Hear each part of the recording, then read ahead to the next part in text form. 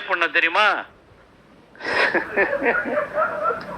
அதெல்லாம் இப்ப ரொம்ப பேருக்கு அதெல்லாம் இப்ப மறந்து போயிருக்கும். வேண்டாம், அதனால அதெல்லாம் கவலைப்படுறதில்ல. நம்ம சொல்ல வேண்டியது நீங்களும் சொல்லணும், எல்லாம் நாமளும் சொல்லினே இருந்தாதான் வரவங்களுக்கு கொஞ்சம் புரியும். இந்த இளைஞர்களுக்கு இதெல்லாம் எடுத்து சொல்ல வேண்டிய காலத்தின் கட்டாயம் இருக்கிறது. ஏன்னா ரொம்ப பேருக்கு பெரியார், அண்ணா, கலைஞர் இவர்களை பற்றி ஒரு தெரியாத சூழ்நிலை இருக்கிறது. அதனால்தான் திராவிட மாடல் ஆட்சி நடத்துகிற தளபதி அவருடைய கொள்கையை இன்னும் எடுத்து சொல்ல வேண்டிய அவசியம் ஏற்படுகிறது. அப்பெல்லாம் பொதுக்கூட்டம்னா அவ்வளவு வரும்.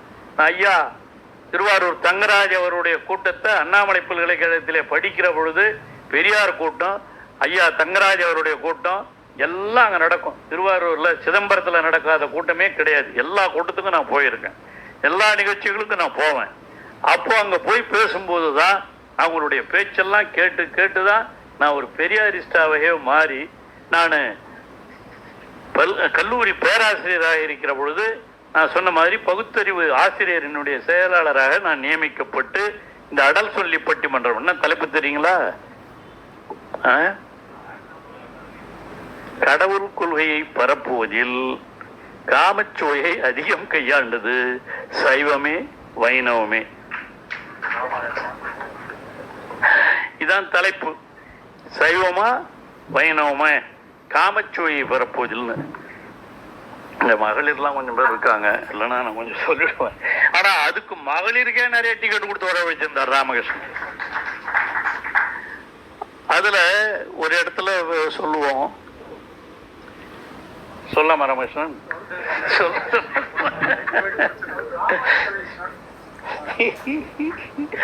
அதுல சொல்லுவோம், ஒருத்தன் தப்பா நினைச்சுக்காதீங்க மகளிர், ஒரு விலை மாதவியின் வீட்டுக்கு ஒருத்தன் போறான். போகும்போது அங்க அந்த அம்மா கேக்குது, நீ பார்த்து நீங்க சைவமா வைணவமா அப்படின்னு கேக்குது. அவனுக்கு ஒன்றும் புரியல. அவன் பணம் எவ்வளோ 5 கொடு 10 கொடுன்னு கேட்டான்னா ரைட்டு. என்னடா இங்க வந்திருக்கிறோம் நாம ஒரு விலை மாத வீட்டுக்கு, நம்மளை சைவமா வைணவமான்னு கேட்குறாங்க அப்படின்னு கேட்டான். அந்த அம்மா சொல்லிச்சான், என்னம்மா ஒன்றும் புரியலையே அப்படின்ச்சான். ஒன்றும் இல்லை, சைவம்னா இப்படி வைணவம்னா இப்படின்னுச்சான். ஒன்றும் புரியல. சைவம்னா இப்படி, வைணவம்னா இப்படி. ஒன்றும் புரியல. என்னவா சொல்ற, இதுனா அது தீவம் விபூதி இது தானே, அதுல என்ன இருக்கு அப்படின்னா, இல்ல சைவம்னா படுத்துக்கிறது, வைணவம்னா நின்னுங்கிறது. நின்னுங்கன்னா 5 படுத்தா 10. இதெல்லாம் இப்ப இந்த அடல் சொல்லி பட்டிமன்றத்துல நாங்க பேசி பேசி இந்த திராவிட இயக்கத்தினுடைய கொள்கைகளை பரப்புவதற்காக எடுத்துக்கொண்ட நடவடிக்கைகள். அப்போ இதுக்கு நான் சொன்ன மாதிரி ராமகிருஷ்ணன் இதுக்கு டிக்கெட் போட்டு அங்க நடத்தினார் பாருங்க, அதையெல்லாம் என்னுடைய வாழ்நாளில் மறக்க முடியாத நிகழ்வுகள். ஹலோ ஃப்ரெண்ட்ஸ், நான் உங்க ராம் பேசுறேன். இன்னைக்கு பரபரப்புக்கு பஞ்சமே இல்லாம சர்ச்சைக்கெல்லாம் பேர் போன அமைச்சர் பொன்முடி அவங்களுடைய சர்ச்சையான பேச்சு என்னென்னு நம்ம இன்னைக்கு பார்க்க போறோம்.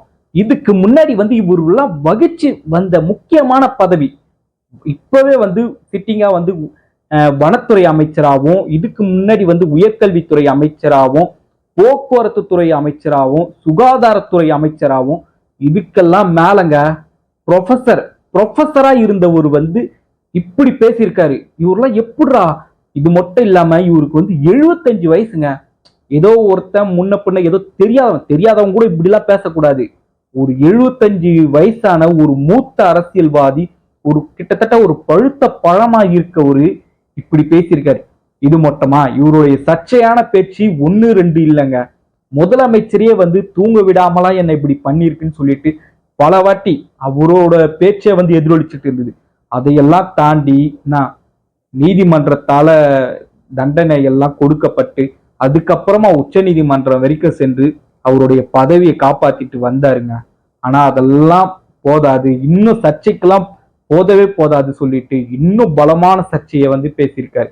கிட்டத்தட்ட இது எப்படி ஒரு ஹிந்துக்களை அவங்களுடைய நாமம் பட்டையெல்லாம் வச்சு இப்படி ஒருத்தர் தப்பான இது மாதிரி பேச முடியுமா?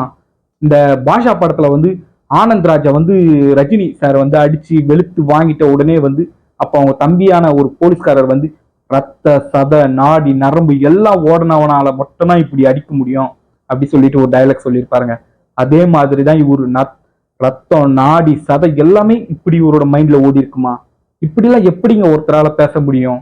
இது மட்டுங்களாங்க, எனக்கு அப்படியே ஓட்ட கிளின்னு போட்டு கிழிச்சிட்டீங்க. இது மாதிரியாவும் ஓசி பஸ்ல போறீங்க அப்படின்னு சொல்லிட்டு மகளிரை பார்த்தோம் கேட்டிருக்காரு. இதுக்கெல்லாம் அப்பவே இவரோட பதவியெல்லாம் பறிச்சிருக்கணும். இப்பதான் நம்ம சிஎம் ஒரு ஆக்ஷன்ல இறங்கியிருக்காங்க. இவருடைய துணை பொதுச் செயலாளர், அதாவது டிஎம்கேல 5 துணை பொதுச் செயலாளர் இருப்பாங்க. அதுல ஒருத்தராகவும் பொன்முடி அவர்கள் இருந்தார். அதே மாதிரி முக்கியமான 10 அமைச்சர்கள்ல இவரும் ஒருத்தராகவும் இருக்கார். அதுல கட்சியோட பதவி டிஎம்கேல இருந்து இவருக்கு பறிச்சுட்டாங்க.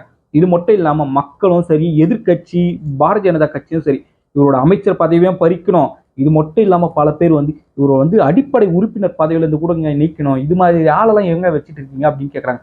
இது மட்டும் இல்லாம ஒரு சில யூடியூப் சேனல், நியூஸ் சேனல் எல்லாம் மக்களே பேசுற மாதிரி இப்படி பேசியிருக்காரு. இந்துக்கள் தானே ஓட்டுலாம் போட்டிருப்பாங்க இவருக்கு, இப்படி பேசுறாரு. அவங்களுடைய பட்ட நாமத்தை இப்படி தப்பா பேசலாமா, ஏதோ வச்சுலாம் தப்பா பேசுறாரு, மகளிரோடலாம் சொல்லிட்டு இவரை வெளுத்து வாங்கிட்டு வராங்க.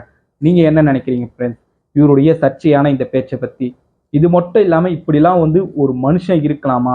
ஏன்னா எல்லாரும் சரிசமம், எல்லாரும் ஈக்குவல், திராவிட மாடல் ஆட்சி, எல்லாரும் சமமா தான் இருக்கணும்னு சொல்லிட்டு பேசிட்டு வர ஒரு கட்சியை சார்ந்தவர் இப்படி தப்பா பேசலாமா? என்னத்தான் இருந்தாலும் இவர் பேசுனது தப்பு தான். அதுக்கு உங்களுடைய தீர்ப்பு என்ன ஃப்ரெண்ட்ஸ்?